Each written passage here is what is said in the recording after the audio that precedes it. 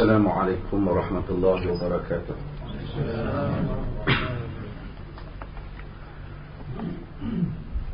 الحمد لله نحمده ونستعينه ونستغفره ونعوذ بالله من شرور أنفسنا ومن سيئات أعمالنا. من يهده الله فلا مضل له ومن يضلله فلا هادي له. أشهد أن لا إله إلا الله وحده لا شريك له وأشهد أن محمدا عبده ورسوله أما بعد. Hadirin dan hadirat yang dirahmati Allah, pihak pengurusan Yayasan Ta'lim, pertamanya saya terima kasih di atas ruang yang diberikan dalam majlis ini. Dan sebenarnya saya pun tak sedia untuk cakap sebuku tu. Buku ni baru sebulan dicetak. Alhamdulillah dia telah habis. Percetakan pertama dalam tempoh 25 hari rasanya. Dan sedang dalam cetakan berikutnya. Dan tuan-tuan boleh baca lah buku ni yang secara umumnya ditulis artikel-artikel yang banyak berhubung dengan pemimpin dan rakyat, dan juga kritikan kepada para pemerintah, dan juga kritikan kepada mereka yang berbeza dengan para pemerintah, secara insya-Allah mudah-mudahan adil daripada semua pihak. Dan saya ambil kesempatan ini untuk mengingatkan kita tentang suatu perkara yang mungkin kita terlepas pandang, iaitu tentang soal politik. Tadi sahabat kita sebut tentang apa, manhaj salaf dan seumpamanya, sehingga menyentuh tentang masalah politik. Kerana buku ni ada tulis tentang pemimpin. Sebahagian dari kalangan rakan-rakan yang juga alhamdulillah berdakwah pada manhaj salaf ni agak pergi kepada satu tahap yang saya fikir mungkin mereka kena fikir balik tentang masalah politik. Sebahagian terlalu sempitlah masalah politik, sehingga menganggap seakan-akan politik ini sesuatu yang beku, seperti mana ia ada pada zaman Rasulullah, demikian dia mesti diterjemahkan pada zaman ini dalam kerangka ataupun dalam reka bentuk itu semata-mata. Apabila kita cakap tentang salaf, kita cakap tentang manhaj Al-Quran dan Sunnah, perkara pertama yang mesti kita tegaskan ialah persoalan akidah. Ini jelas. Perkara kedua ialah soal ibadah. Kita tak akan pokok tambah tentang masalah ibadah, melainkan apa yang ada pada zaman Nabi SAW. Maksudnya ibadah khususiah. Kita tak buat sembahyang baru, kita takkan buat puasa baru, kita takkan buat apa reka bentuk ibadah yang tidak dilakukan oleh Nabi SAW. Tetapi di dalam soal kehidupan, Islam begitu luas, terutama dalam masalah politik. Pada zaman Nabi SAW tidak ada penyusunan sebuah kerajaan seperti mana yang kita saksikan pada hari ini. Banyak urusan-urusan kerajaan baginda buat di masjid. Tidak ada menteri keuangan, tidak ada menteri bahagian pertahanan khas. Apabila nak berlaku peperangan, Nabi SAW akan lantik orang tertentu mengepali medan perang. Atau baginda sendiri keluar. Apabila berlaku satu kes membabitkan soal ekonomi rakyat, baginda akan putuskan. Ia sangat asas. Ia satu pemerintahan. Sehingga sebahagian penulis menganggap itu sebagai tribal system yang digunakan, iaitu sistem yang agak bersifat kafilah yang memerintah ketika itu. Tapi asasnya politik. Kemudian apabila negara Islam mula membesar, terutama pada zaman Sayyidina Umar bin Khattab radhiyallahu anhu, kita tahu pertama pada zaman Nabi banyak pandangan-pandangan ataupun banyak hadis-hadis yang dikeluarkan oleh Nabi tentang politik mempunyai dimensi tempat dan masanya. Saya tak masuk tajuk ni, tapi saya nak kena ulang buku tu. Dah hadis disebut. Mempunyai dimensi tempat dan masanya yang tersendiri. Hadis-hadis Nabi sendiri sebahagiannya ada pengaruh dimensi. Ini orang UAE mengaji dia punya al-bu'dul makani wal zaman. Tapi saya dalam penulisan yang saya ingat yang pertama saya masukkan dalam buku saya tentang Sababul Wurudil Hadis yang dicetak di Lebanon itu, saya kata 4, iaitu dimensi tempat, dimensi masa, al-mukhatibi dan al-mukhatabi, dimensi orang yang bercakap iaitu Nabi, dan dimensi pihak yang kena cakap, manusia yang ditujukan. Maka kita lihat ucapan Nabi SAW dalam satu soalan yang ditanya kepada baginda, baginda jawab dengan berbagai jawapan. Kadang-kadang soalannya sama, disebabkan perbezaan latar orang yang bertanya. Usini ya Rasulullah, pesanlah kepadaku wahai Rasulullah. Berbagai-bagai jawapan tentang pesanlah kepadaku wahai Rasulullah. Apakah ayul islami khair? Apakah Islam yang paling baik? Nabi pesan bagi setiap 3 soalan dengan 3 jawapan yang berbeza, berdasarkan kepada orang yang bertanya dan keperluannya. Ada orang datang pada Nabi, Nabi hanya kata-kata la taghdab, jangan kau marah. Dia kata pesan pada ku wahai Rasulullah. Nabi kata la taghdab, jangan kau marah. Pesan pada ku wahai Rasulullah, la taghdab, jangan kau marah. Al-Imam Al-Ghazali rahimahullahu taala dalam Ihya Ulumuddin menyatakan bahawasanya kerana sebabnya ialah orang ni Nabi tahu pada mukanya muka kaki marah. Jadi ini perkara yang paling mustahab untuk dipesan kepadanya. Dan kadang-kadang ada perkara yang sangat setempat hadis-hadis Nabi itu. Misalnya Nabi SAW menyebut al-khamru min hataini syajaratain, arak daripada 2 pokok ini, iaitu tamar dan anggur. Sedangkan arak lebih daripada 2 pokok ini. Tetapi Nabi cakap dalam konteks Madinah. Dalam konteks Madinah. Ini kerana soal ini membabitkan bukan ibadat khususiyah. Bila datang pada zaman Umar bin Khattab radhiyallahu anhu, negara mula membesar dan Umar telah mengadaptasi banyak perkara-perkara yang dibuat oleh Parsi dan Rom ke dalam pentadbiran kerajaan Islam. Pengurusan, cara kutipan cukai dan seumpamanya yang tidak berlaku pada zaman Nabi. Umar mula melihat dalam soal politik ini, apakah yang menjadi tujuan di sebalik hukum ataupun disebut sebagai maqasid, purposes behind the ruling. Apakah yang dikendaki di sebalik suatu hukum?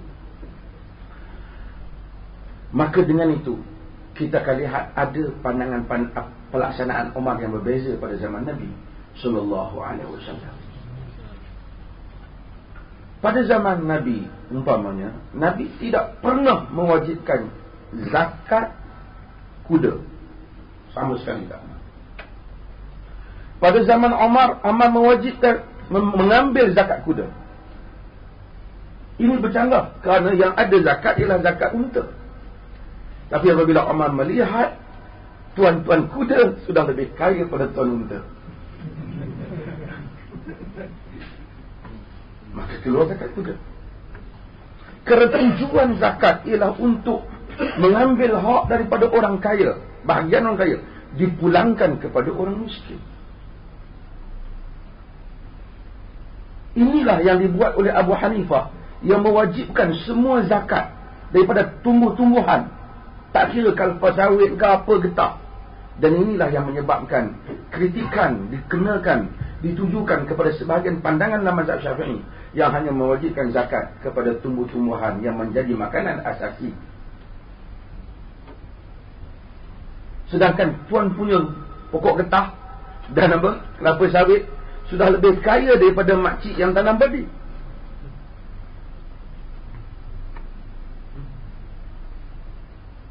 Begitu juga pada zaman Nabi SAW, Nabi tak nak menetapkan harga barang. Orang telah cadang supaya harga barang di pasar di Madinah diletakkan satu ketetapan. Baginda Nabi tak nak. Bahkan baginda kata, Allah wa Razzaq wa Musta'id, Allah lah memberi rezeki, dia yang menetapkan harga barang.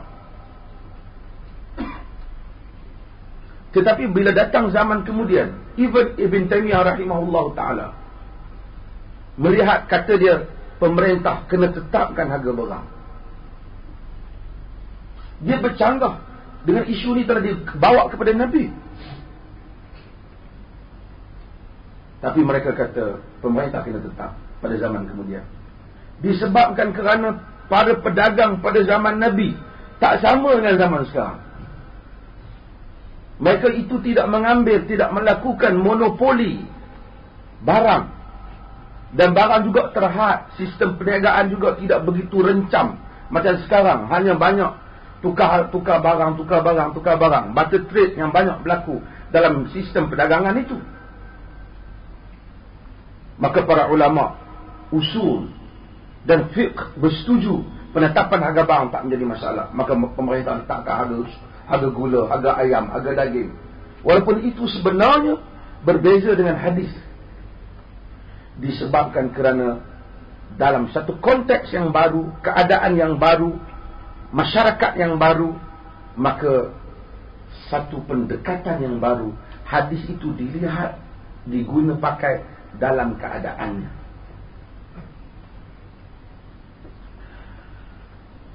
Demikian juga pada zaman dahulu yang selalu saya sebut tentang peperangan. Kita tengok dalam Al-Quran ada surah Al-Anfal, surah harta rampasan perang. Dan harta rampasan perang diberi pada tentera. Kalau kita perang dan kita dapat, tentera dapat. Dan terutama orang dulu keluar perang, bila keluar perang banyak bawa harta sekali, rampas. Tapi Sayyidina Umar, apabila orang Islam berperang di Iraq, dia tengok tanah Iraq subur dan banyak, harta rampasan tu patut diberi pada tentera berdasarkan nas. Umar tak bagi. Umar kata, orang tanya, sahabat argue dengan dia, kenapa tak bagi? Quran bagi, Nabi bagi. Umar kata, aku dapati Allah kata, walladzina ja'u min ba'dihim yaqulu rabbana ighfir lana wa li ikhwanina alladhina sabaquna bil iman wa la taj'al fi qulubina ghillan lil ladzina amanu rabbana innaka ra'ufur rahim. Wahai Tuhan kami, orang-orang yang datang kemudian, mereka menyatakan, wahai Tuhan kami, ampunlah kami dan orang-orang yang mendahului kami dalam iman. Dan jangan engkau jadikan hati kami ada dendam, kebencian kepada orang-orang yang beriman. Dia kata, bagaimana orang kemudian akan mendoa pada orang dulu kalau harta tanah mereka habis diambil. Apa lagi tinggal pada rakyat Iraq kalau habis tanah dia bagi kat tentera. Tentera zaman aku sudah ada gaji, kau ambil gaji, kau tak payah ambil harta rampasan. Harta rampasan dijaga oleh kerajaan. Umar berubah pandangannya. Dia Amirul Mukminin, dia sahabat Nabi. Maka politik mempunyai perbezaan yang luas.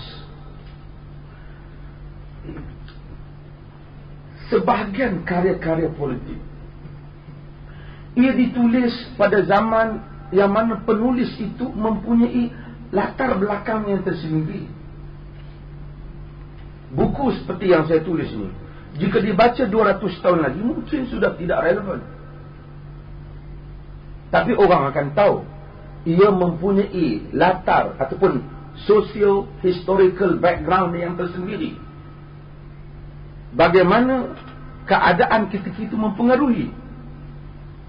Orang seperti Al-Mawardi yang merupakan rujukan orang-orang politik gerakan Islam, dia menulis bukunya, dia sebagai seorang hakim besar di bawah kerajaan Abbasiyah. Maka banyak kerangka pemikiran kerajaan Abbasiyah.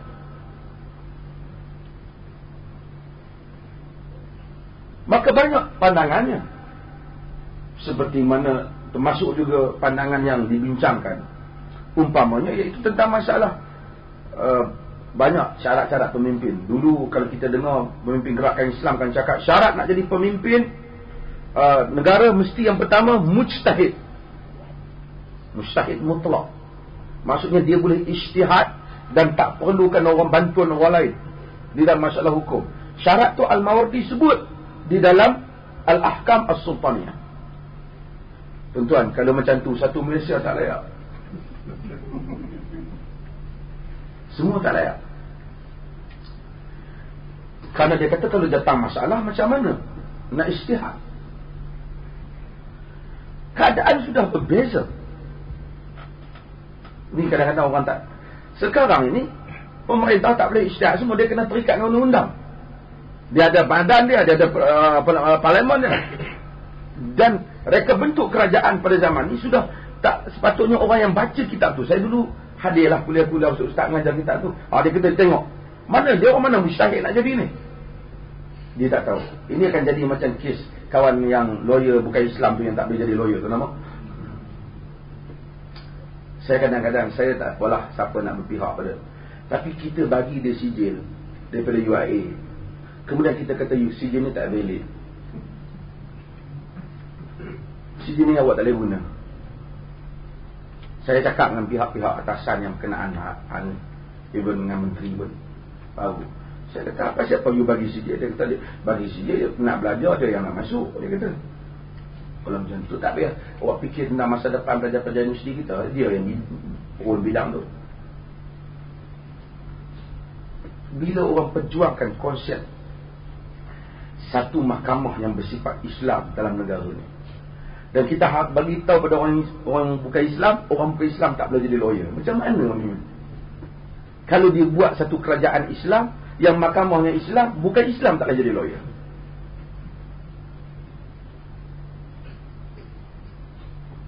Dulu kata zaman Nabi, lawyer pun tak ada. Semua orang bela diri dia. Zaman kemudian je. Dan bila dia nak bela, dia bukan pakai hujah agama Hindu, dia terikat dengan enactment yang ditulis. Tak apalah, setuju tu pun tak. Tapi awak jangan berikan penjelasan yang orang nampak Islam sangat sempit dan tak dapat mengembangkan konsep keadilan itu kepada orang lain. Sebab tu kalah di Sibu. Balik kepada isu ni. Kerajaan selepas daripada itu, nanti saya akan baca hadis lain. Ni wamak bro. Kerajaan selepas daripada itu, zaman kemudian, mari pada zaman kita. Kerajaan sangat berbeza. Lepas daripada Westphalian Treaty, berlakunya nation state dalam dunia ni. Setiap orang mula ada kedaulatan negara yang tersendiri, dan orang sudah tak boleh sentuh negara lain. Bukan boleh masuk sempadan. Pada zaman dulu bukan ada satu sempadan ini sempadan kawasan Iraq. Tak ada. Sekarang sudah sistem kerajaan berubah, struktur kerajaan berubah, dan pandangan kita terhadap konsep kerajaan juga mesti berubah. Dan ada beberapa orang timbulkan pandangan, saya tahu, atas nama salaf, bahawasanya tak boleh sama sekali orang awam menyentuh isu politik. Kerana ini hak pemerintah berdasarkan hadis-hadis yang dibaca. Ini tidak benar. Politik yang disebut dalam itu sudah berbeza pada zaman kemudian. Dan orang awam boleh berpolitik, boleh masuk dalam parti politik, dan dia tidak termasuk dalam bid'ah. Kerana ini adalah soal bagaimana menguruskan sebuah negara dalam kerangkanya. Saya nak nafikan dah 2-3 pandangan ini supaya jangan terlalu sempit. Termasuk sahabat-sahabat tanya tentang bid'ah hari guru, bid'ah hari guru. Saya ingat kita bid'ahkan dalam ibadat dia, tak payahlah benda tu. Ini hari guru, ini semua tak ada orang buat satu ibadat khusus tentang hari guru. Semayang hari guru tak ada. Ini soal kehidupan, biar ia berjalan. Kalau kita nak sempitkan soal ibadat, dan buka seluas-luasnya tentang soal kenegaraan dan soal muamalat. Ini keperluannya. Hatta tentang masalah pelaksanaan undang-undang Islam dan seumpamanya, mestilah kita lihat menada yang lebih luas. Itu secara umum saya beri buku tu. Buku tu tak sebut semua lah, saya sebut sikit. Hadirin yang dirahmati Allah Subhanahu Wa Taala, saya nak baca satu riwayat daripada Amr bin As. Lepas tu kita buka pada sesi perbincangan. Amr bin As ialah satu orang pemerintah Mesir, gubernur Mesir. Dia kontroversi dalam sejarah disebabkan kerana dia berpihak pada Muawiyah ketika krisis berlaku dengan Ali. Tapi banyak juga hadis-hadis Nabi SAW yang memuji Amr bin As. Sebahagian daripada cerita Amr bin As dan krisisnya dengan Ali, tokok tambah, tidak benar. Ada kanunnya Amr bin As tipu, tahkim dan seumpamanya, tak benar.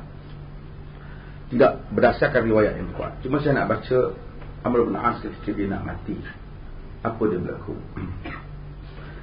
Amr bin As ketika dia nak mati, katanya panjang hadisnya, fabaka tawilan wa hawala wajahu ila jidar. Dia anak dia masuk jumpa dia, iaitu anak dia Abdullah bin Amr.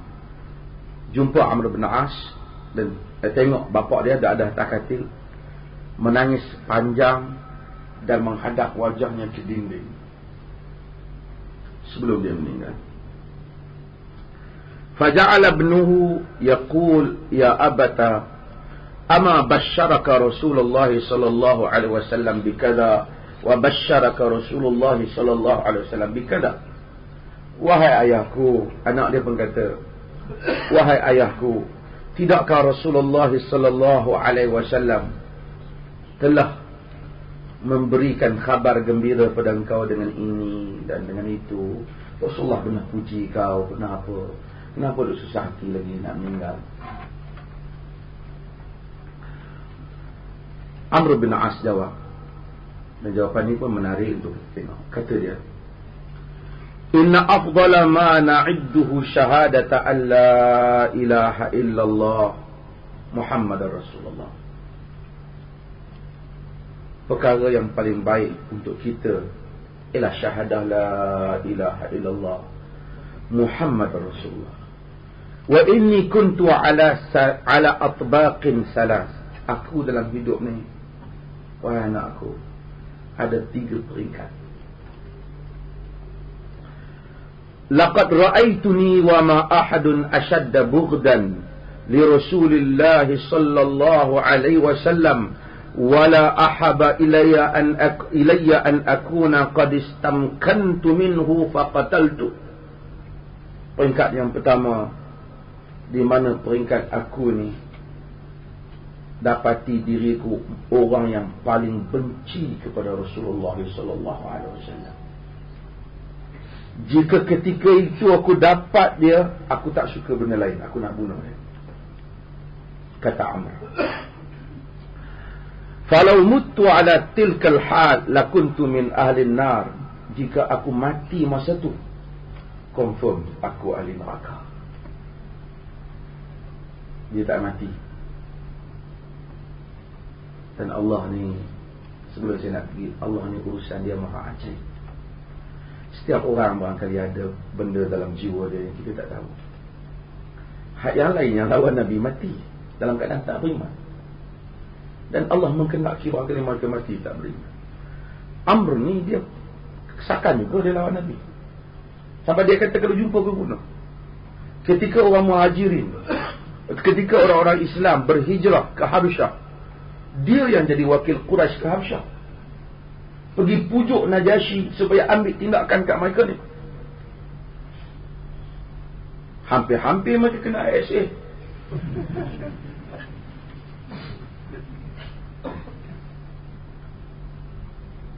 Tapi oleh kerana ketika itu Ja'far bin Abi Talib berhujah depan Najasyi dan dia lepaskan, dan Najasyi pula sokong dan pro kaum muslimin dan dia masuk Islam kemudian dia hebatlah Amr bin As. Regu dia Khalid bin Al-Walid ketiga. Memang hebat. Dia bercita-cita nak bunuh Nabi, tapi dia tak mati. Kepala-kepala Quraisy yang lain, Abu Jahal, Abu Lahab, yang lain semua mati, kecuali Abu Sufyan tak mati. Abu Sufyan ni kita tengok setiap orang yang tak mati ni ada sikit orang kali. Dia masa perang Badar, dia tak suka Abu Lahab dengan Abu Jahal teruskan perang tu. Dia tersudah, dah benda dah tak jadi, kita balik dia. Kau pemimpin Quraisy Abu Sufyan. Kerana mungkin Allah tangguh dia sehingga dia lewat. Tapi ada juga orang yang mati dalam keadaan tak beriman, seperti Mut'im bin Adi. Dia Nabi suka. Nabi kata, kalau Mut'im masih hidup, aku bagi kat mereka ni. Aku akan bebaskan Quraisy.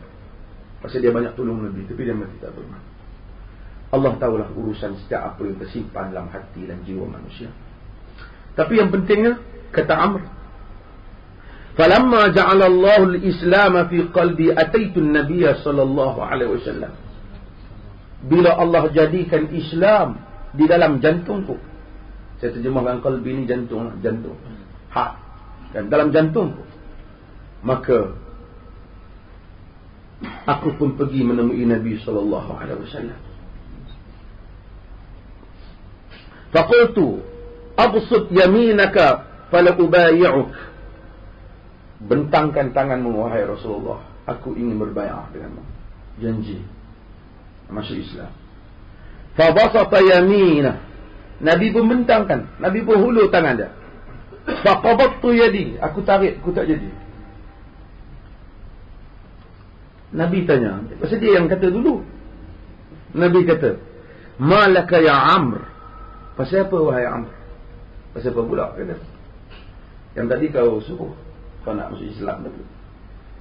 Qultu aradtu an ashtarit, aku nak supaya aku letakkan syarat. Nak masuk Islam ni tak letak syarat. Nabi SAW kata, tashtaritu madha? Engkau nak syarat dengan apa? Kata dia, an yughfara li, aku nak syarat supaya aku diampun dosa. Aku tahu aku dosa banyak, aku lawan Islam. Kata Amr.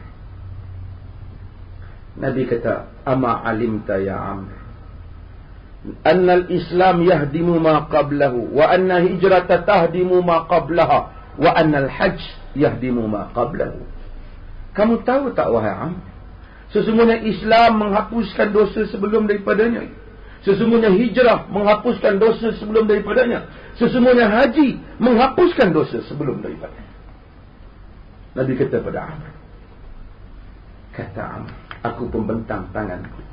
Wa ma kana ahadun ahabba ilayya min Rasulillah sallallahu alaihi wasallam. Aku bai'ah dengan Nabi. Tak ada manusia yang lebih aku sayang lebih daripada Nabi sallallahu alaihi wasallam. Wala ajal fi aini minhu, tidak ada orang yang lebih agung pada mataku lebih daripada baginda. Wa ma kuntu utiqu an amla aynaya minhu ijlala, sehingga aku tak mampu nak tengok dia lama-lama kerana terlalu hormat kat dia. Dan riwayat lain Amr kata, aku kadang-kadang pergi majlis Nabi, aku cuba duduk, aku rasa Nabi sayang semua. Dia sayang kat aku. Aku duduk majlis dia. Tapi bila aku tanya dia siapa dia paling sayang, Nabi kata Abu Bakar bukan aku. Tapi nak tunjukkan cara Nabi layan tu. Tapi Nabi cakap benar. So dia kata, siapa orang yang paling kau sayang? Dia kata Abu Bakar. Ini dah lama berjuang dengan dia. Tapi dia kata, walau su'iltu an asifahu ma atak. Kalau kau suruh, kalau aku ditanya sifatkan Nabi, aku tak dapat sifatkannya, kerana aku tak tengok dia lama-lama. Aku kagum, aku hormat kat dia. Ni kata Amr, li'anni lam akun amla'u aini min, kerana aku tak pernah penuh tengok dia sepenuhnya, kerana aku rasa kagum, aku rasa hebatnya Nabi. Walau mutu ala tilkal hal la rajautu an akuna min ahli jannah. Jika aku mati ketika itu, aku harap-harap aku jadi ahli syurga. ketika itu. Kata dia, summa walina asya' ma adri ma halifi. Banyak lagi lah, saya tak berhenti kat situ. Kemudian aku ni buat urusan, jadi pemerintah, takbir itu dan ini. Selepas Nabi tak ada, aku pun tak tahulah apa akan jadinya nasib aku. Itu Amr bin As apabila ia terlibat dengan siasat.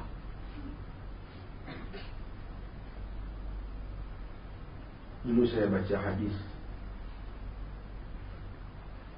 Salman Al-Farisi ketika dia berada di kaki lorong nazak, sakit. Sa'ad bin Abi Waqqas pergi ziarah Salman Al-Farisi. Dia tengok Salman Al-Farisi menangis. Salman orang besar lah, saudara. Satu orang manusia daripada Parsi,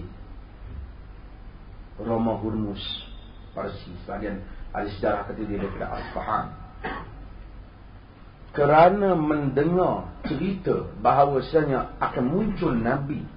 Mula-mula dia cari agama, dia daripada kuil Majusi, macam di Iran sekarang. Kemudian dia dengar, dia ikut Kristian. Sampai dia tengok, dia duk pergi kuil dia tu, dia singgah ke kuil Kristian.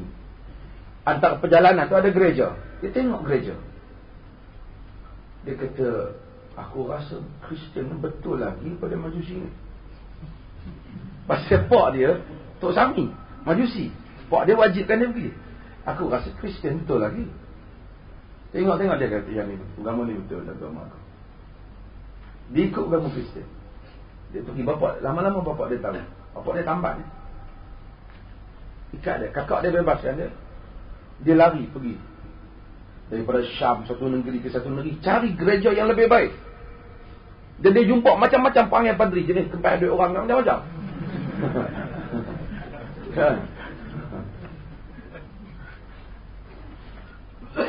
Sehingga padri yang akhir pesan pada dia tentang kelahiran Nabi. Dia selit. Dia pergi dalam perjalanan dia, Allah, tuan-tuan, Allah uji dia nak cari kebenaran. Dia pergi tu nak cari hidayat Tuhan. Orang tangkap dia buat hamba amdi. Kalau kita tak mahu ngaji tak? Kan? Tangkap dia buat hamba amdi. Jual kat Yahudi di Yasrib, di Madinah. Nabi masih hidup Mekah. Dia dengar berita tentang Nabi di Mekah. Orang duduk cakap-cakap, dia tanya tuan dia, kenapa nampak?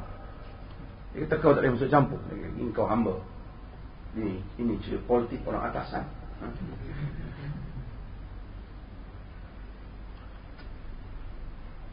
Kemudian Nabi datang, Nabi hijrah di Islam. Sebagai ahli sejarah kata dia terlibat dalam Badar, tapi kebanyakan kata Khandaq dia bermula. Ternyata lewat. Nabi kena tolong dia, sahabat tolong dia. Nabi puji Salman. Nabi kata, Salman min ahli baiti. Salman di kalangan ahli bait aku. Salman ni Parsi, tak keturunan Quraisy langsung. Tapi Nabi sayang Salman. Masa dia nak meninggal, dia menangis. Jadi Sa'ad bin Abi Waqqas ziarah dia, kata dia, wa ma yubkika ya akhi? Apa yang menyebabkan kau menangis, wahai saudaraku? Alaysa qad sahabta Rasulullah sallallahu alaihi wasallam? Takkah kau ni dah bersahabat dengan Nabi sallallahu alaihi wasallam? Nangis apa? Kata Salman, la abki wahidatan min atnatain. La abki dhinnan lid-dunya wala karahiyatan lil-akhirah. Kata Salman, aku tak menangis kerana dua perkara. Aku tidak menangis kerana aku cintakan dunia, dan aku tidak menangis kerana aku bencikan akhirat.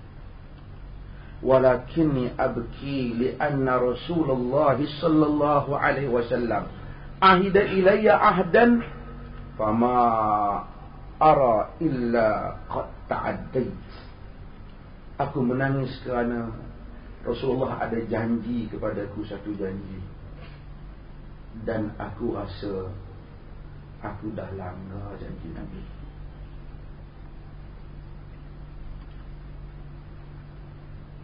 Saya pernah baca hadis ini, riwayat ini dalam Ibnu Majah, yang tadi yang cerita Amr bin As dan Muslim. Menarik, Sa'ad bin Abi Waqqas, sahabat Nabi. Sa'ad tanya, wa ma'ahida ilaika Rasulullah sallallahu alaihi wasallam. Rasulullah janji apa betul? Kata Salman, ahida ilaina Rasulullah sallallahu alaihi wasallam an yakfi ahadukum mithlu zat tariq. Nabi janji, Nabi minta janji dengan kita, cukuplah untuk hidup di dunia ini sekadar bekalan seorang pengembara. Cukuplah untuk hidup di dunia ini, cukuplah seseorang kamu itu mengambil dunia dengan kadar bekalan seorang pengembara. Fama ara illa inni qad ta'addait. Aku rasa aku dah ambil lebih. Kita sama. Aku rasa aku ambil lebih. Wa amma anta ya Sa'ad, adapun engkau wahai Sa'ad, fattaqillah fi hukmika idza hakam, wa fi qismika idza qasam, wa fi hammika idza hamamt. Adapun engkau wahai Sa'ad, takutlah Allah pada hukuman engkau apabila engkau berhukum, pada pemberianmu apabila engkau bagi pada saat pemimpin, dan pada cita-citamu engkau apabila engkau bercita-cita. Salman mati, dia tidak meninggalkan melainkan beberapa belas dirham. Yang itulah yang merisaukan dia, dia rasa dia ambil lebih. Saya nak ulas perkara ini antara tentang konsep harta dalam agama. Agama ni dia tak larang kita ada harta sebenarnya. Ada orang kaya, sahabat pun, Abdul Rahman bin Auf kaya. Semasa dia nak dia nak makan Abdul Rahman bin Auf, orang bawa makanan, Abdul Rahman bin Auf menangis masa dihidang pada dia.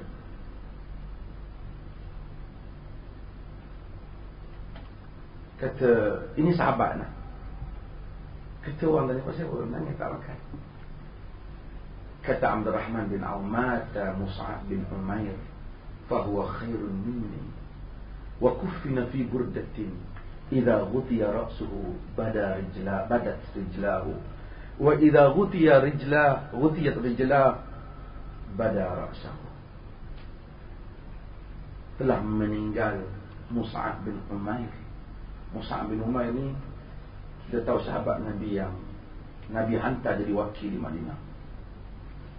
Dia pemuda Mekah yang terkenal. Semua sejarah semua sama. Kalau dia lalu satu lorong, orang tahu Mus'ab. Lalu kerana Mus'ab ni perfume dia wangi, dan mak dia memang beri kemewahan pada dia, sehingga apabila dia masuk Islam, mak dia nazar tak mau makan. Sehingga dia kata dia sayang mak dia, tapi lau kana laka mi'ata nafs fa kharajat nafsan ma taraktu bina Muhammad. Kalau hai ibu, jika engkau ada 100 nyawa, engkau nazar tak mau makan, nyawa tu keluar satu. Aku tak tinggal agama Muhammad. Kalau ibu sudi, ibu makan, tak mau tak makan. Mus'ab ni Nabi hantar di Madinah. Anak orang kaya meninggal di mana? Kata Abdul Rahman, kufina fi burdah. Dia dikafankan dalam satu kain. Burdah ni kain selang, sepang. Nampak. Bila ditutup kepala dia, nampak kaki dia. Bila tutup kaki dia, nampak kepala dia. Itu Mus'ab. Dan dikemumikan dari itu. Kata Abdul Rahman, summa ujjila lana minad dunya ma ujjil, summa u'ti lana minad dunya ma u'ti, wa busita lana minad dunya ma busit, Kemudian Tuhan bagi kat kami dunia macam-macam, kami dapat, kami mewah. Wa khushina an takuna hasanatuna qad ujjilana. Kami takutlah kot benda habuan baik yang Tuhan janji di akhirat itu dia bagi siap-siap dah di dunia. Lalu maka dikatakan Abdul Rahman bin Auf menangis dan kemudian dia meninggalkan makanan. Saya nak melihat konsep para sahabat melihat dunia dan konsep kita melihat dunia. Islam tak larang kita kaya. Kaya. Qul man harrama zinatallahi allati akhraja li'ibadihi wat thayyibati minar rizq. Katakanlah siapakah yang berani mengharamkan perhiasan Allah yang Allah keluarkan di dunia ini dan rezeki yang baik untuk hamba-hamba ambil.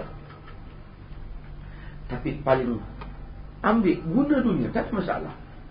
Abdul Rahman bin Auf pun kaya. Tapi dunia itu dia tidak boleh masuk dalam jiwa kita. Seperti mana ia tidak masuk dalam jiwa sahabat. Dunia sentiasa dilihat menjadi ancaman, bukan menjadi sebagai perhiasan yang menyebabkan dia lupa segala-galanya.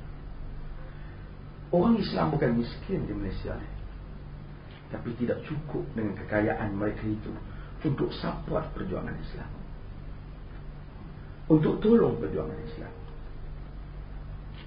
Kita mesti fikir wang ini kemewahannya untuk kita dulu, sebelum ia untuk jalan Allah dan jalan Rasulnya sallallahu alaihi wasallam. Pasal semua duka cita kita, semua gundah gulana kita, kita himpunkan di dunia ini. Sedangkan duka cita dan gundah gulana sahabat ini dihimpunkan untuk kehidupan akhirat. Di situlah yang menyebabkan mereka fikir banyak tentang dunia ini. Sebab tu Nabi ajar kita doa, wala taj'alid dunya akbar hammina. Jangan jadikan dunia ini perkara yang paling besar sekali yang meruntut pemikiran kita. Mudah-mudahan Allah berikan manfaat daripada beberapa pengajaran. Jadi kita tak suruh buang dunia macam siapa kita kata dia buang kereta kata. Tapi kita suruh ambil iktibar daripada perasaan sahabat dalam berjalan menuju akhirat dan sentiasa menjadikan habuan yang Allah beri ini ialah kesempatan untuk kita melakukan bakti kepadanya. InsyaAllah mudah-mudahan program yang ringkas ni saya buka pada perbincangan soalan.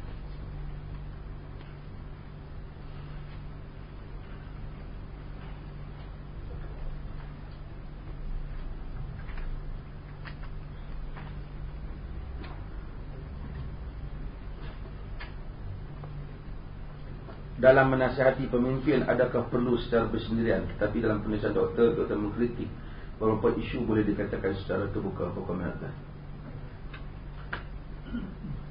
Menasihati pemimpin bersendirian. Nasihat dia, pemimpin ni kaki minum arak umpamanya, saya nak nasihat dia, saya nasihat sendirian. Kalau saya jumpa dia, saya cakap sendirian. Pasal ini isu peribadi. Hadis tu hadis yang diriwayatkan oleh Ibnu Abil Asim juga menyebut macam tu tentang masalah nasihat individu. Kan, man arada an yansahaza sultanan fala yubdi alaniyatan. Siapa yang nak menasihati pemimpin, orang yang berkuasa, pemimpin orang yang berkuasa, maka jangan terang-terangan. Kan? Nabi kata pegang tangan dia dan nasihat. Tetapi saya nak menyentuh soal dasar dia yang membabitkan rakyat, itu mesti rakyat kena tahu apa benda. Dan zaman dahulu mungkin orang boleh jumpa pemimpin senang, kok jalan. Sayyidina Umar bin Khattab, dia mengharamkan gubernur dia ada pintu rumah. Ini baru jadi timbalan menteri, kadang-kadang ketua bahagian belagak nak jumpa tak boleh. Pintu rumah tak boleh ada. Omar bakar pintu rumah. Dia ada lansir. Sebab dia tak nak susah rakyat nak jumpa gubernur. Dan tak apalah, zaman tu pun orang pun tak bunuh khalifah kan. Orang pun tak bunuh gubernur dan masalah. Tapi itulah sebab kita tahu Muawiyah dia ahli politik Muawiyah ni. Radhiyallahu anhu. Umar komplain dia. Apabila Umar pergi ke Syam, Muawiyah dia gubernur, Muawiyah sambut Umar. Dia dilantik di Syam. Dan bila dia nak sambut Umar buat tak tahu. Dia kejar Umar. Dia kejar. Dia badan gemuk. Dia kejar Umar buat tak tahu. Abdul Rahman bin Auf. Umar bin Khattab zaman pemerintahan dia. Orang yang dia rapat dengan dia. Abdul Rahman bin Auf. Dia kata Umar, fa'innahu mulham. Bila dia wasiat. Kalau apa khilaf pendapat, tanya Abdul Rahman bin Auf. Dia seorang lelaki yang diilhamkan. Dia sayang Abdul Rahman. Abdul Rahman bin Auf, dia kesian kat Muawiyah. Dia kata, ata'aftahu ya Amirul Mu'minin. Wahai Amirul Mu'minin, hang bagi dia penat kesian ke dia. Dia kejar orang. Dia buat tak tahu. Dia turun kuda, unta. Dia pegang batu, dia paling Muawiyah. Umar bin Khattab. Dia jaga khalifah tu. Muawiyah kata, tolonglah, apa masalah ni, kan? Dia, aku dengar kau ni ya. Kalau orang nak jumpa kau, mesti pergi jumpa pengawal kau. Pasal apa kau masalah kau? Kau tak boleh jumpa rakyat. Kau sentiasa ada orang antara kau dan rakyat. Aku lantik kau. Cuma Muawiyah dia kata, wahai Amirul Mu'minin, di negeri Syam ni, keadaannya berbeza. Sentiasa musuh. Pasal kita dekat dengan Rom ni. Cari jalan nak membunuh pemimpin. Jadi jika aku tak ada siapa sama aku, mereka akan membunuh aku. Jadi aku kena tahu siapa yang datang dan menghampiri aku. Umar kata, Muawiyah, setiap kali aku tanya hang, mesti hang akan beri jawapan. Setiap kali aku tanya. Kalau hang betul, hang memang pandai lah. Kalau tidak, hang memang pemurung lah. Tapi dia tak pecat Muawiyah. Mungkin dia fikir. Tetapi menunjukkan senang orang nak sampai, nak akses kepada pemimpin. Sekarang ni nak akses macam mana? Melainkan orang kena pergi ke parlimen nak kata-kata. Bila nak pergi ke parlimen, ni saya ingat minggu depan saya nak jadi ahli parlimen nak. Bukan boleh. You kena ada parti, you kena bertanding, you kena masuk kursi. Itu sistem yang dirangka dalam politik demokrasi. Maka you kena lalui sistem tu untuk menyampaikan suara berada. Tak kira you nak masuk parti apa. Tapi you kena melalui sistem tu. Tapi tak bolehlah you pergi ceramah, you pergi sebut benda peribadi dia. Tapi bila dasar dia luluskan judi, kita kena sebut. Ini soal ayat. Takkan saya ni tak mau cakap masalah judi ni. Saya salafi. Saya pihak tak pelan-pelan. Judi. Salafi apa benda? Itu literalis. Sempit. Terhadap nas. Ini soal dah jadi soal negara. Dia cakap masalah judi, masalah apa. Orang lain semua cakap. Takkan orang yang kuat sunnah tak mau cakap. Nak cakap sunnah gerak jari je. Halal judi tak mana nak kata. Ini kita cakap ini soal kebajikan rakyat. Tapi bila orang luluskan benda-benda yang berdasar rakyat, yang menjadi pemikiran rakyat, dia mesti hapuskan di kalangan sangkaan rakyat. Dan berceramah dan menumbangkan satu sistem dalam kerangka tidak menumpahkan darah. Ialah kerangka yang diizinkan oleh perundangan negara itu sendiri. Bukan saya kata suruh tumbang apa. Tapi saya nak cerita je. Zaman itu berubah, memerlukan kepada satu pandangan politik juga yang lebih luas. Maka saya minta, saya tahulah kebelakangan ni saya sebut satu perkara. Sebahagian buku-buku yang kata tak boleh touch sama sekali dasar kerajaan. Buku-buku itu datang daripada Arab Saudi. Mereka yang menulis ini, kita puji Arab Saudi di sudut ulama-ulama Saudi, di sudut akidah dan seumpama. Tapi yang menulis ini bukan ulama-ulama yang terbesar dia. Mereka yang menulis ini ialah mereka yang rapat dengan sistem pemerintah. Dan mereka menulis untuk meredakan rakyat Saudi daripada mengkritik kemasukan tentera Amerika ke Saudi. Lalu mereka keluarkan dalil-dalil bahawasanya larangan-larangan kononnya ulama-ulama besar daripada memperkatakan tentang sistem di Saudi. Lalu buku-buku tu dibawa ke sini dan memberitahu rakyat Malaysia, awak kena silent apa sahaja yang dibuat oleh pemerintah. Ini tak benar.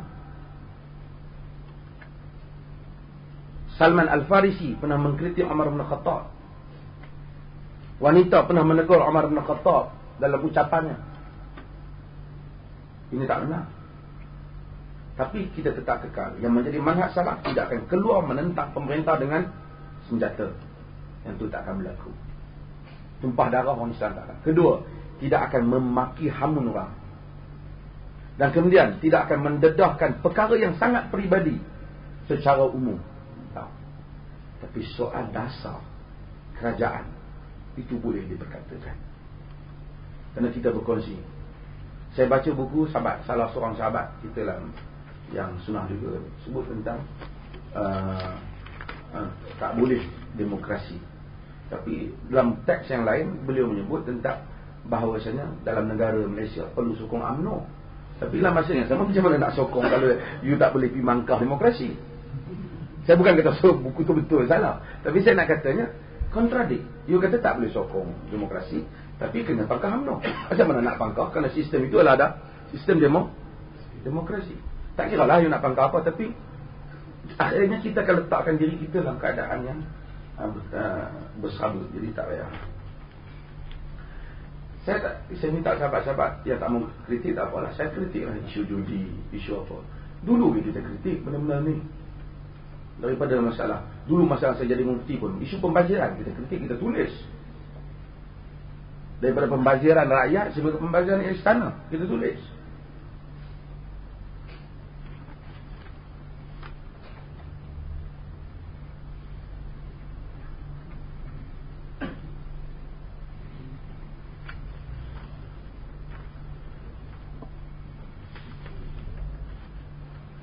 Bolehkah kita dye rambut warna hitam? Ada berlaku perbezaan pendapat di sini, tetapi saya melihat illah. Saya ni illah. Illah ni tuan-tuan, sikitlah saya nak sebut. Ibadat ni tak ada illah, ibadat khususiah ni tak ada illah. Pasal apa kena semayang 4 rakaat zuhur? Tak ada sebab. Bukan kena cabang tangan 2, cabang kaki 2. Kita tahu dia duk tambah-tambah dah. Semua ibadat sebab tu kita tak tambahlah ibadat ni dah. Tapi dalam soal kehidupan kadang-kadang mesti ada ilah dah. Ataupun benda boleh dipahami. Sebahagian orang tak mau pada ilah, sebahagian mau pada ilah. Saya sebut contoh. Pertama, dulu kita sebut, umpamanya wanita tak boleh bermusafir melainkan dengan mahram. La tusafirul mar'a illa bi mahramiha. Wanita tak boleh musafir melainkan dengan mahramnya. Pasal apa dia tak bagi? Kalau kita kata, kita ambil secara literal, maksudnya lagi dia tak ada suami ataupun dia tak ada adik, dia tak boleh musafir. Tapi dalam mazhab Syafi'i, sarjana dia ada yang berpahaman. Ini berkaitan dengan soal fitnah. Kalau wanita bersendirian, maka kalau ada benda yang boleh menghalang fitnah tu, walaupun tak pergi dengan lelaki, dari sini dia nak bawa kereta perempuan dengan 3-4 orang kawan dia pergi Penang, sampai tu boleh jamak pasal tu. Kalau kita tak boleh, dia kata tak mau ada mahram. Tapi dia ada bersama dengan beberapa orang perempuan yang boleh mengelakkan dia pada fitnah. Dan kemudian lebuh raya seperti sekarang mungkin tak sama dengan jalan padang pasir pada zaman dulu. Dan banyak perkara-perkara yang berubah, yang memerlukan kita melihat konteks benda itu sudah berubah. Itu maksudnya. Benda yang sama yang tadi kita sebut tentang pandangan Al-Mawardi tentang hadis Nabi Al-A'immatu min Quraisy. Pemimpin mesti Quraisy. Jadi geng-geng Said ni bolehlah jadi pemimpin. Yang tak Said dia tak boleh. Jadi kalau ikut benda tu, kalau ikut Mawardi, kita kena jadi Perdana Menteri yang ada Sayyid. Kan? Mawardi mensyaratkan mesti di kalangan Quraisy. Pasal hadis itu. Dan ramai penulis-penulis yang menyokong hadis itu di kalangan orang Islam. Cuma Ibn Khaldun apabila dia menulis Al-Muqaddimah, dia cuba melihat pada dimensi yang lain. Dia kata Nabi sebut Quraisy kerana Quraisy merupakan tribe yang paling kuat ketika itu. Jika satu bangsa, satu pemimpin itu tak mendapat support daripada kabilah yang kuat, dia tak boleh kukuh dalam pemimpin dah. Kerana grassroots dia tak kuat. Grassroots yang boleh kuat seorang pemimpin itu apabila dia dari kalangan Quraisy. Kerana support Quraisy itu penting. Di samping mereka ahli politik dan mereka juga mempunyai pengalaman politik, dan sokongan Quraisy itu menyebabkan kepercayaan umum. Maka sebab itu maka Nabi sebut Quraisy. Maka di negeri mana yang mana pemimpin itu boleh dapat grassroots yang kuat daripada kabilah tertentu, maka dia layak, bukan mesti Quraisy. Ibn Khaldun melihat pada sudut apa yang ada di sebalik perkara itu. Termasuk hal yang sama macam sebahagian tentang Al-Imamul Baihaqi dan beberapa orang tentang masalah pakaian labuh yang bawah daripada 2 buku lali. Adakah kerana memang apa saja tahta ka'bain fal naru aula biha, apa saja yang bawah daripada buku lali maka neraka pada patut untuknya? Adakah kerana setiap kali kalau kita duduk di rumah, kita duduk sejuk, pakai kain pelekat labuh, maka bawah tu confirm kita kena neraka. Pakai tolak labuh, maka tolak tu kena neraka. Bukan tolak kena, kita kena lah. Kan? Ataupun pakai pakaian labuh sampai seluar labuh nak terjun nak pergi diving di laut tu kan, tarik sampai ke kaki, sampai ke bawah. Oh, bawah daripada buku lali kena neraka. Ataupun sebenarnya ia berkaitan dengan Arab ketika itu apabila labuhkan baju jubah tu lambang orang besar, orang sombong. Maka sebab itulah riwayat Baihaqi apabila Abu Bakar Siddiq labuhkan, Nabi kata engkau tidak bermaksud untuk sombong, tidak lil khuyala, untuk kesombongan. Maka dengan itu ada 2 aliran yang tengok. Satu aliran kata mesti kena singkat, sentiasa kena singkat. Kalau turun daripada atas kena sekerat, tapi naik daripada bawah tak apa, kan? Maksud stokian lah, naik pada atas. Tapi sambung lah juga, tapi kena putus di tengah tu. Ataupun kita lihat pada dimensi kita yang ada hari ini, apabila satu orang pakai seluar yang labuh itu, adakah dia sombong? Ataupun nanti mungkin bila seluar kita tersingkat macam tu, mungkin bagus dari satu sudut, tapi juga mungkin boleh tengok adakah termasuk daripada nahan Nabi SAW an libasi syuhra. Nabi larang daripada pakaian yang pelik pada orang. Mungkin masuk, mungkin tak masuk, mungkin orang tak perasan. Saya bukan kata. Tetapi maksudnya ada orang nak lihat pada sudut, dia panggil maksud hukum. Ada orang nak lihat secara literal. Saya ingat dalam soal kehidupan ni kita cari maksud hukum lah. Dan soal ibadat kita pegang, jangan berganjang. Di situ membolehkan kita pergi ke depan. Jika tidak, kita tak boleh apa, kita duduk dengan geng-geng kita ya. Kan? Orang cakap pasal ni tak boleh, Ratu Cantik terjun besok, arak dia tak boleh cakap. Jangan cakap benda ni. Kita kena cakap secara diam-diam. Saya ingat kita kena buka. Hatta masalah mewarna rambut. Ada hadis di mana asalnya mewarna rambut ini digalakkan. Sebab tu Ibn Hajar sebutkan ada hadis Nabi suruh itu khaliful Yahud. Beza dengan Yahud, kerana Yahudi tidak mewarna, tak khusbah, tidak mewarna. Jadi sahabat dia warna. Al-Hafiz Ibn Hajar Al-Asqalani dalam Fathul Bari dan mensyarahkan hadis Sahih Bukhari menyatakan bahawasanya pada zaman dulu memang Yahudi tak mewarna rambut, maka orang Islam mewarna dengan inai, dengan apa, tak penting lah. Sekarang orang tu literal, dia kata mesti inai. Zaman tu inai lah, sekarang mana inai. Macam kita baca bab kulit ni panggil apa? Kita buang samak, tapi samak tu tak apa dah, samak boleh kot. Orang kata mesti samak dengan pokok dengan serbuk kayu, dengan kapur, dengan seumpamanya. Itu zaman tu. Sekarang banyak chemical yang digunakan lebih berfungsi pada tu. Bukan ada hadis hadkan benda tu. Bukan ada hadis kata kalau nak warna rambut mesti inai. Sekarang ada macam-macam pewarna ada. Jadi perempuan boleh warnakan rambut. Isteri balik suruh isteri kita warna, tak ada masalah.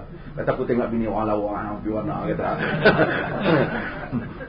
Tak ada masalah. Bahkan sebahagian ulama kekal, ataupun saya pun kekal mengatakan bahawasanya dalam konteks untuk dia sunnah lah. Kerana itu dapat menghiaskan diri dia dan menimbulkan minat suami dia dan everything. Okey. Yang lain, orang awam macam kita ikut hadis sunnah warna. Tapi kalau kita semua warna rambut, Dia jadi pelik kita biar ajar elok tak payah lah. Pasal nak tengok keadaan masyarakat tu. Tengok-tengok, tak pasal-pasal yang rambut. Baru mengaji 3 kali rambut dah merah berserah kan. Ingat ada evolusi. Kita pun berubah kan. So ingat benda ni pulang. Tapi kalau orang tu nak ada warna, kita tak kata apa nak warna janggut. Cuma timbul masalah warna hitam. Nabi suruh Abu Quhafah yang datang kepada jumpa dia bapa Abu Bakar, suruh warna betul rambut dia dah buang banyak. Tapi Nabi kata istanibus saud, elakkan warna hitam. Ijtanibul aswad, elakkan warna hitam. Adakah Nabi suruh elakkan warna hitam itu kerana memang warna hitam tak boleh, ataupun kerana bapak dia dah tua, kalau pakai warna hitam boleh menimbulkan satu macam penipuan. Tengok muda lagi anak minang anak kita. Tengok 70 lah. Rambut tu hitam elok kan. Jadi ada unsur. Tetapi jika orang tu muda, umur dah baru umur 30 40, uban penuh, dia boleh tak warna hitam? Kalau berdasarkan soal illah, dia boleh.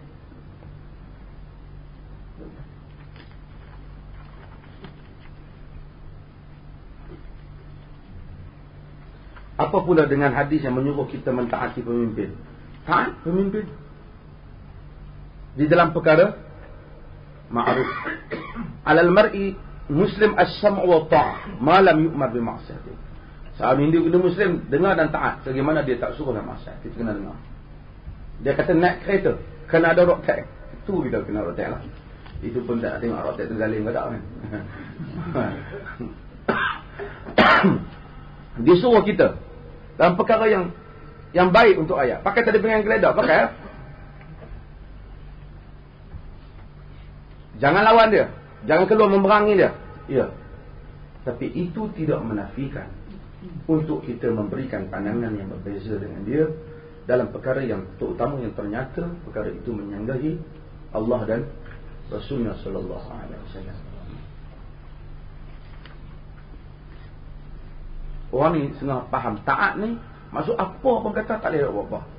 Taat tu maksud jangan keluar memerangi dan mematuhinya dalam perkara yang ma'ruf. Dalam perkara yang ma'ruf. Perkara yang baik yang disuruh kita taat. Dan perkara yang harus juga kita taat. Yang harus juga kita taat. Dia kata pasang lampu motor pada waktu siang. Kita tak, siapa pasang lampu pada siang dah. Kita pasal apa dia. Tapi dia kata benda tu boleh mengurangkan. Mungkin ada kajian dia kan. Kita pasang je lah kan. Tak payahlah lawan benda macam tu. Takkan benda tu nak pergi berjihad kat lembu, tutup lembu lah. Tak ada pasal.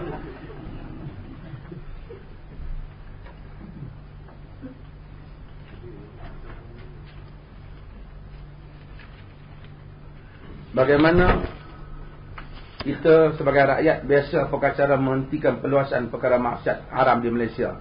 Pembinaan kilang-kilang arak yang banyak, kilang-kilang rokok, judi, gambling, kelab malam dan menjadi macam-macam lah. Saya ingat tak ada antara dua aliran parti politik yang ada di Malaysia ni untuk menghapuskan kedua benda ni secara total mungkin tak akan berlaku. Kesemuanya saya ingat tak mampu disebabkan macam lah kehendak political will siapa semua tak cukup dan keadaan negara dan bagai-bagai. Tetapi kita boleh untuk berfikir dan melihat manakah mudarat yang paling ringan yang disebut dalam fiqh sebagai akhafud dararain. Antara dua bahaya mana yang paling ringan? Jika kita diberi pilihan, kita cangaklah yang mana yang lebih ringan bahaya dia terhadap rakyat dan terhadap Islam. Yang kedua yang mana, dan dalam soal politik, yang mana yang lebih mendekati kepada konsep adil. Al-Imam Ibn Qayyim sebut tentang masalah keadilan itu adalah asas.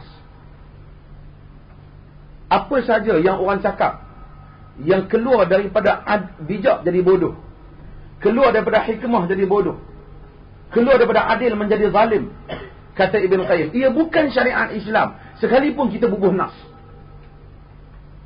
Ia bukan syariat Islam. Seperti saya sebut, kepada sebagian rakan-rakan yang bercakap pasal hudud. Tak payah bercakap tentang hudud.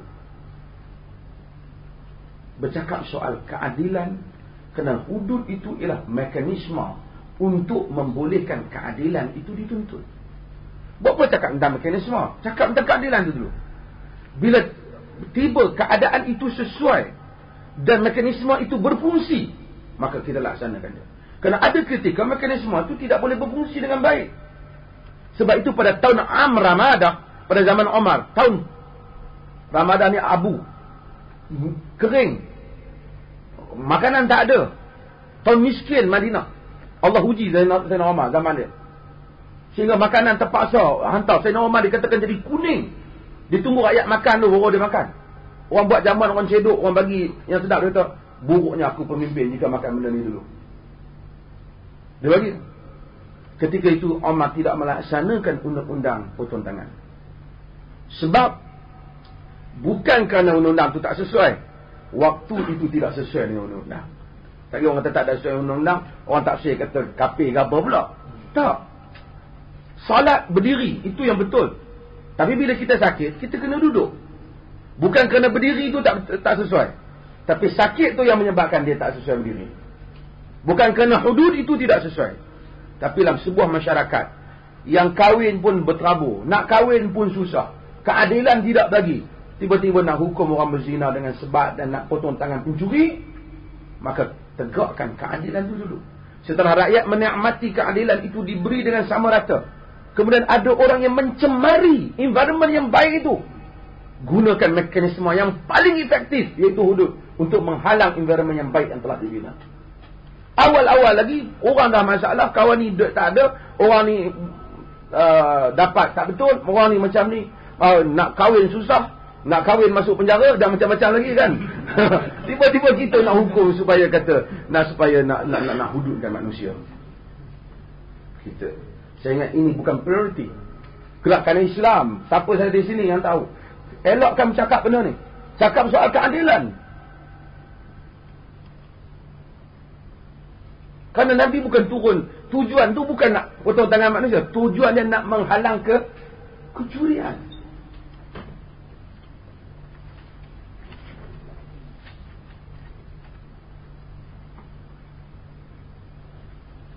Pembedahan plastik kerana ada kecacatan dia rupa, boleh.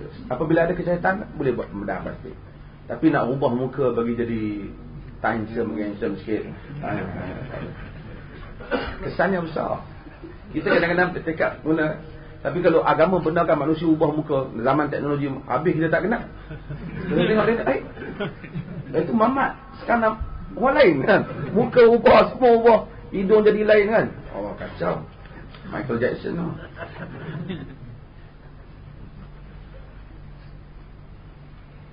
Adakah seorang wanita dianggap zalim jika minta cerai dari suami yang sakit dan tidak mampu menunaikan tanggungjawab? Tidak zalim. Tidak zalim. Hak dia. Tapi dia kesian lah kalau dia nak kesian kan. Tapi saya soal hak.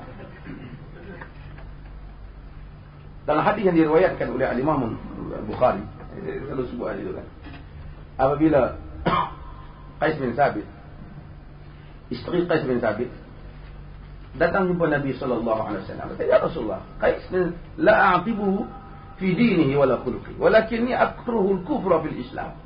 Wahai Rasulullah, Qais, aku tak petikaikan dia akhlak dia atau agama dia, tapi aku tidak suka kufur dalam Islam, yang ini derhaka kat semua. Bukan masuk kafir, tapi masuk perangai orang kafir. Nabi kata, ataruddina hadiqatan, kamu nak bagi balik mahar dia, kebun dia nak bagi, dia tak nak. Tapi panggil Qais, Nabi kata, ambil balik Sabit bin Qais. Nabi kata, ambil balik pokok taman hadiqah kamu ni, ladang kamu ni, dan kamu talak dia. Itu dinamakan sebagai khuluk. Ni dia talak kan, dia beristeri bayar. Nabi tak petikai dia. Oleh kerana itu, pasal suami dia ada kuasa untuk talak isteri. Tapi isteri, kalau sekiranya suami itu tiba-tiba tak mampu dan dia ada nafsu, Dia tak mampu dengan keadaan sakit, tak boleh layan dia, dan kemudian tak boleh beri dia makan. Dia tinggalkan suami dengan baik. Dan suami pun kalau dia fikir insaf, dia tak zalim, dia akan ceraikan dengan baik. Aku dah tak mampu. Kalau kau nak duduk aku boleh, kalau tak mau aku ceraikan kau. Ini nilai yang baik lah. Dan tak patutlah ada orang pergi gantung isteri dia berapa lama tak dapat saya. Manusia ni. Tapi kita yang menyusahkan urusan. Sebab tu saya kata, dalam masalah poligami, ketatkan undang-undang orang yang tak beri keadilan antara isteri. Itu yang patut diketatkan. Ketatkan. Kalau ada aduan sikit, ambil sensitif, mahkamah ambil tindakan. Tengok dia bukti, ambil tindakan. Tapi daripada awal orang nak berkahwin dah kena demam orang. Kan? Ketatkan itu. Sekarang ni masalah, kalau suami dia tak balik, kahwin tu, suami dia tak balik dah setahun, pergi mahkamah tak selesai lagi 3-4 tahun. Itu kesalahan mahkamah, bukan kesalahan orang kahwin. Tapi kalau nak cepat pergi mahkamah, tuan-tuan mengajar tanpa tauliah, cepat.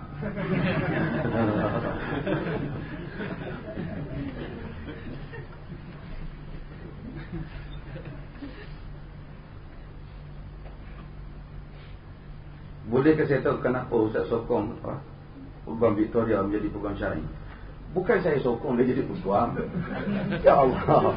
Saya kata, kau pergi bagi sijil kat dia, kemudian kau kata sijil tu tak boleh guna. Ini tak menasabah pada keadilan manusia. Kau yang bagi sijil kat dia, dia dapat sijil UAA, betul? Tak boleh. Untuk apa? Orang kata kerana ilmu dia tak cukup. Ada orang ilmu sijil agama sepatah pun tak ada, jadi pengarah agama. Nak kena lagi.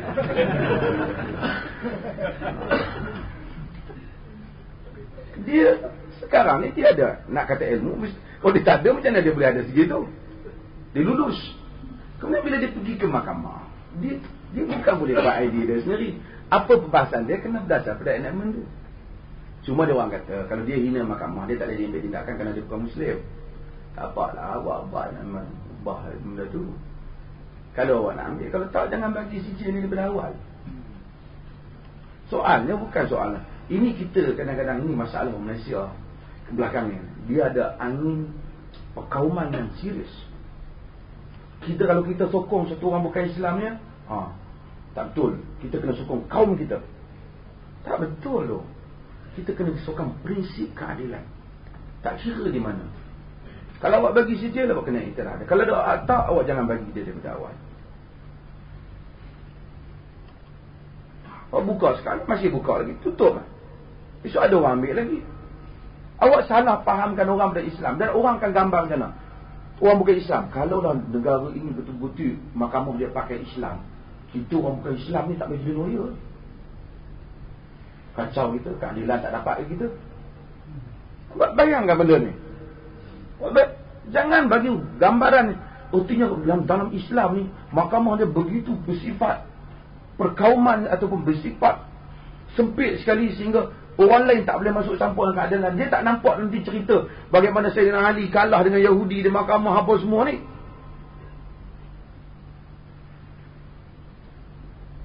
Cara ulas tu kita kena faham. Dan yang ulas pun, ini tak boleh diberi kepada bukan Islam. Ada satu mufti di negeri entah berantah. Dia sebut bahawasanya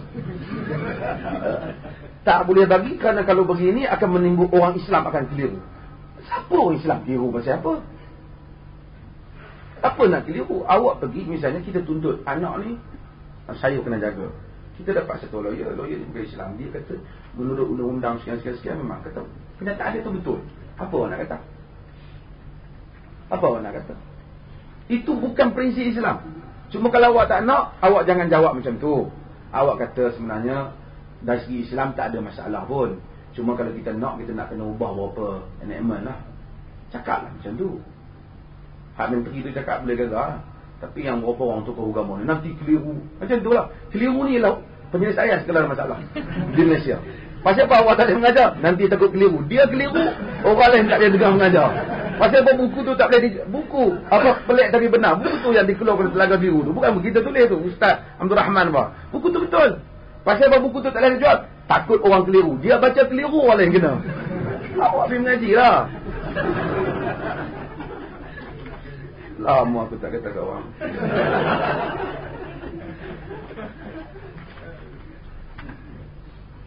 Apa hukum makan makanan orang kafir yang masak tapi bersih? Halal lah. Tapi nak tengok, dia kata bersih tapi halal, makan lah. Tengok dia masak apa, kan?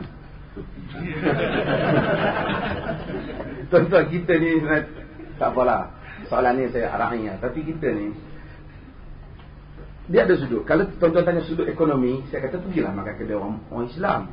Biarlah duit orang Islam pergi pada orang Islam. Tapi kalau tanya halal tu pun tidak. Dia bukan babitkan orang kafir tu. Dia babitkan jenis makanan tu makanan apa. Kalau makanan tu halal, maka halal lah.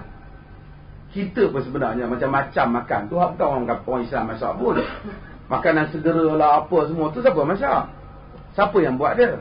Tapi kalau sudut ekonomi, bantu ekonomi orang Islam, support aktiviti ekonomi orang Islam, saya kata beli daripada orang Islam lah. Itu biasalah, itu sense lah, kita tahu lah. Tapi kalau kita cakap tentang pergi di negeri bukan Islam, ada kedai dia, dia jual vegetarian food, makanan lain tak ada. Orang bukan Islam masak halal. Orang bukan Islam tolong buat roti kita kan, bubur ni buat. Dia tak boleh lah. Bukan, dia kata bukan sembelih. Sembelih kena halal, potong roti pun kena bismillah.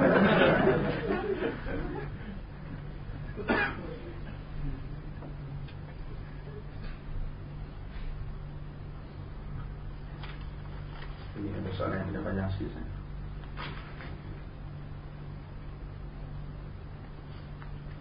Boleh tak membaca Al-Quran ketika wuzu? Ini kita jawab banyak kali ya. Ada ringkas. Ada beberapa pandangan dalam masalah baca wanita baca Quran ketika wuzu. Boleh dikatakan majoriti agak macam kata tak boleh baca. Tapi kita melihat tidak ada. Kita bersetuju pendapat Ibn Hazmin dan sebagai ulama Hanabilah yang menyatakan bahawasanya tidak ada nas, juga Syaukani menyebut yang sama, tidak ada nas yang mengharamkan wanita yang wuzu untuk membaca. Tak ada nas. Ada hadis yang diriwayatkan tentang larangan mereka membaca Quran. Al-haid la taqra al-Quran. Al-haid, orang haid tak membaca, tak boleh baca Quran. Tapi perawinya ada Ismail bin Ayyash. Ismail bin Ayyash dalam konteks riwayat tadi itu dianggap baik. Tidak boleh. Lepas tu bila dia jumpa orang, saya tetap, kalau saya bulan saya tak membaca Quran, biarlah, jangan kita paksa dia pula kan, benda. Tapi kalau orang baca, kita jangan mentah.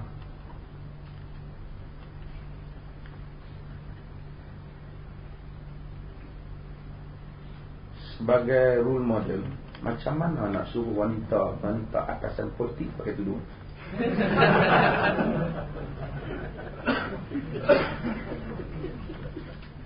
Tukar kita pergi jadilah tempat tu.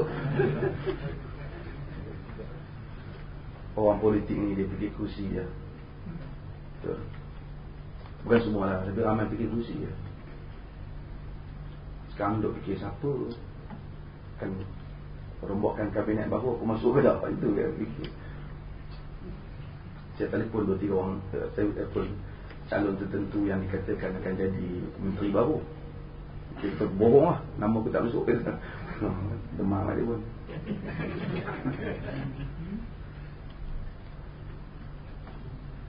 Dalam demokrasi kita kena mengundi calon antara Muslim dan bukan Muslim, bergantung pada parti. Apa yang perlu diutamakan bila mengundi kedua-dua parti yang kebaikan dan keburukan?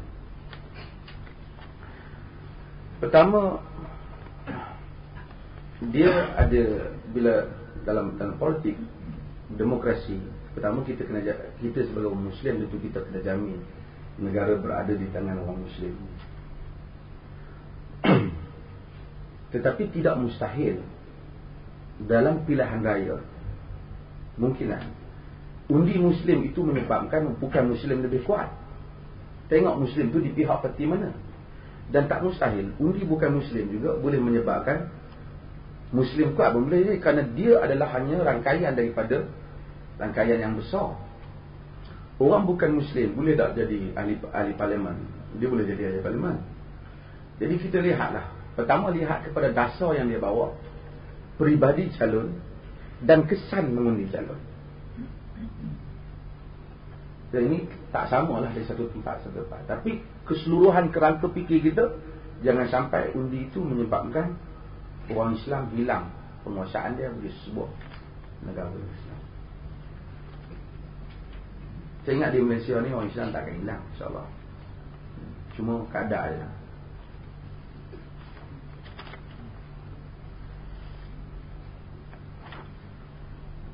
Adakah undi yang banyak pula pasal mengundi ni? Tuan-tuan payah apa kat Sibu ni? Adakah undi yang kita berikan kepada negara demokrasi menyebabkan kita berdosa atau tindakan keputusan pemimpin dipilih oleh kita, terutamanya urusan bertentangan agama? Kita ijtihad. Pasal kita tak masuk, kita kena ijtihad antara dua pilihan ni. Yang mana pilihan, ataupun 3-4 pilihan, tak kisahlah. Yang mana pada ijtihad kita, pada rasa agama kita, pada nilai agama, dia boleh memberikan manfaat besar pada agama.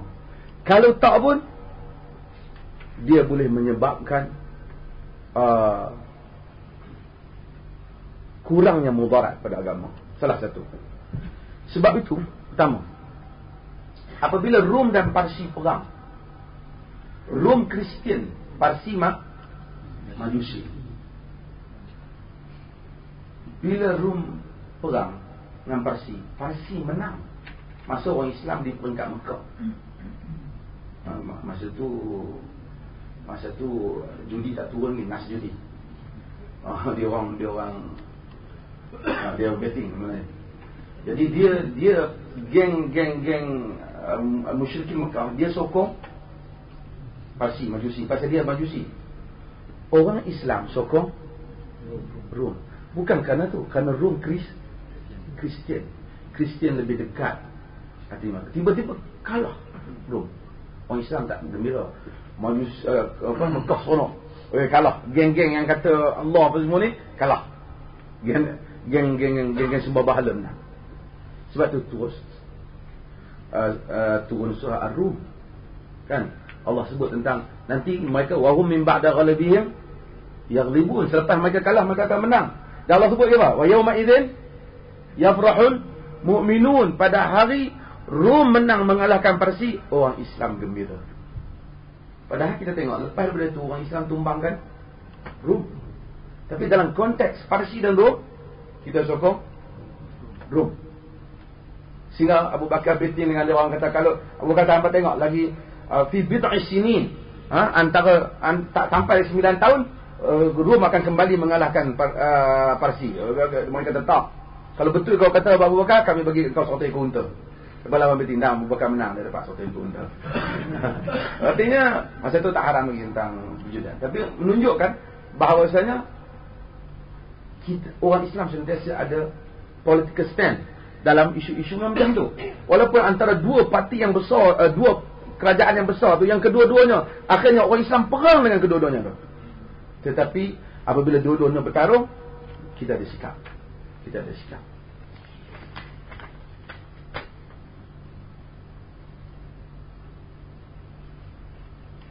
Pandangan Ustaz mengenai individu ini dia tentang melukis kartun. Mengenai kahwin antara Muslim dengan non-Muslim, civil marriage, yang mengapa setengah negara membenarkan, di Malaysia tidak benar. Saya ingat, pertama, kahwin Muslim asalnya dia kahwin dengan Muslim, dan Muslimah tak boleh kahwin melainkan hanya dengan Muslim. Cuma yang ada perbahasan ialah masalah Muslim berkahwin dengan bukan Muslim di kalangan Ahlul Kitab.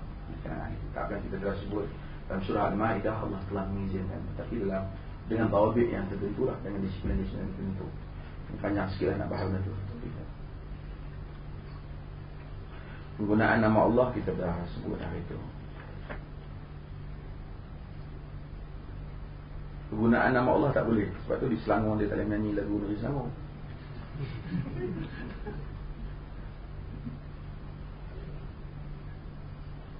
Tuan-tuan di Sarawak saya fikir mereka pada kecil-kecil panggil Allah. Walaupun mereka bukan artinya kalau tuan-tuan jumpa satu orang bukan Muslim kata, hari ini Tuhan Allah bagi turun hujan, jangan cakap Siwa turun hujan, sudah dia cakap. Itu kau tuan-tuan, saya dah sebut benda ni, tak pernah sabar. Dia sebut Allah lah. Selagi konteks dia sebut dia betul, apa masalah.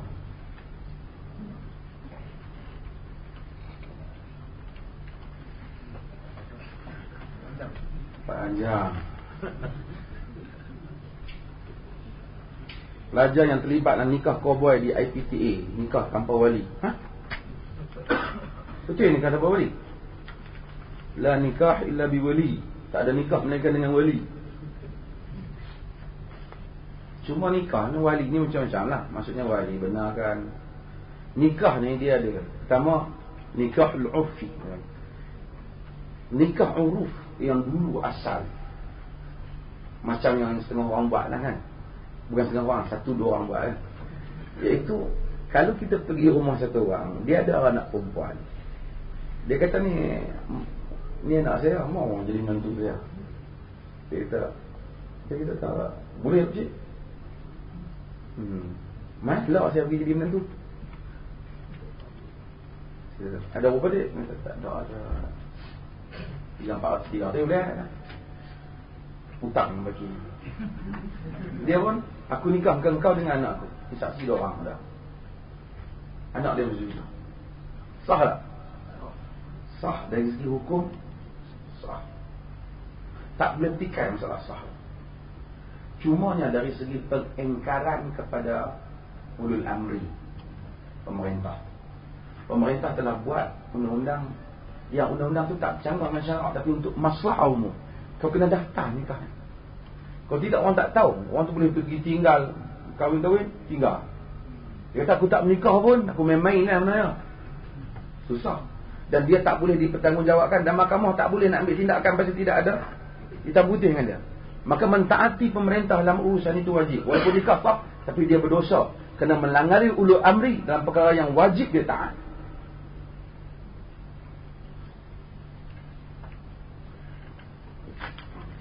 So jangan nikah buat ya.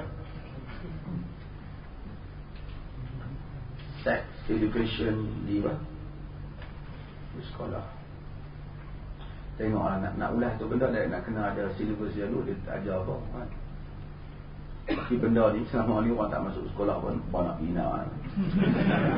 Dia dah nak pada.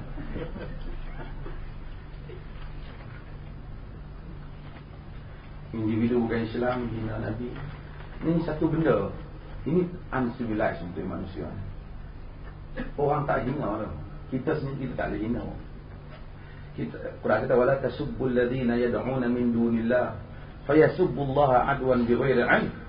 Jangan kamu hina apa yang mereka, jangan kamu cerca, kamu cerca apa yang mereka sembah selain daripada Allah. Nanti mereka akan mencerca Allah secara pemusuhan. Dalam surah Al-An'am. Kita pergi buat satu talk, kita kutuk bodoh punya agama ni, dia pun balas. Dosa kita.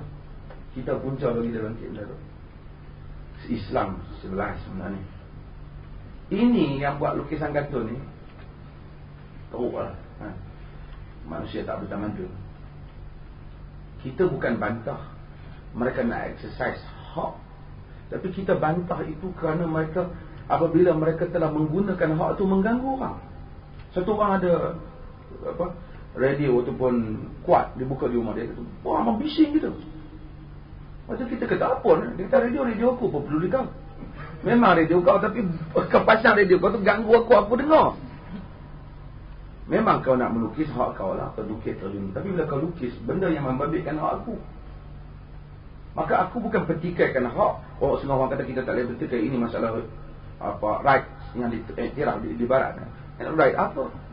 Dia telah mengganggu kita. Orang bawa kereta laju, dia kata kereta aku beli, tapi kau bawa laju bahaya aku yang berada di atas jalan yang sama. Jadi ini semua benda yang dalam masa yang sama kita orang Islam jangan buat bantahan yang bodoh lah. Kadang-kadang sebahagian bantahan-bantahan kita ni kita tak tahu. Kena tengok kadang-kadang benda-benda yang tak perlu kita bantah, kita bantah. Kita demonstrasi dan wallahu a'lam. Oh, habis. Sudah. Ada? Ini saya jawab. Oh. Okey, terima kasih banyak. Mudah-mudahan Allah Subhanahu Wa Taala rahmati kita. Dan terima kasih kepada pihak Nganjur dan insya-Allah. Mohon katanya kuliah ni berterusan ataupun tidak. Saya kata ini kita tak buat apa-apa terusan. InsyaAllah macam mana kemudiannya insyaAllah kita akan bincang. Allah Ta'ala Sallallahu Alaihi Muhammad Walhamdulillahirabbil alamin.